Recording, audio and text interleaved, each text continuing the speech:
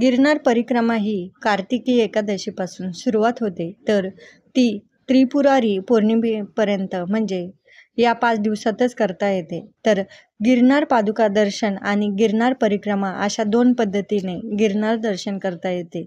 तर गिरनार पादुका दर्शनासाठी साधारण 10,000 पायऱ्या चढावी पूर्ण करावी लागते. तर गिरनार परिक्रमेसाठी साधारण 38 किलोमीटरचा पूर्ण पल्ला हा पूर्ण करावा लागतो.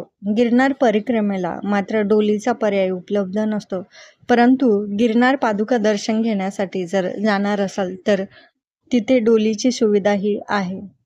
गिरनार परिक्रमा ही केवळ पायी करता येते. गिरनार पर्वत उजव्या हाताला ठेवून त्याला प्रदक्षिणा घालाव्या लागतात म्हणजेच गिरनार परिक्रमा होय. ही अतिपुरातन काळापासून चालू आहे आणि ती कठीणही आहे कारण गिरनारच्या बाजूला जंगल आहे. या जंगलात अनेक प्रकारचे हिंस्र प्राणी आहेत व याच काळात देव आणि त्यांचे गणसुद्धा परिक्रमेला येतात. असं म्हटलं जातं की परिक्रमेची वाट बिकट असून पूर्णपणे जंगलातून जाते.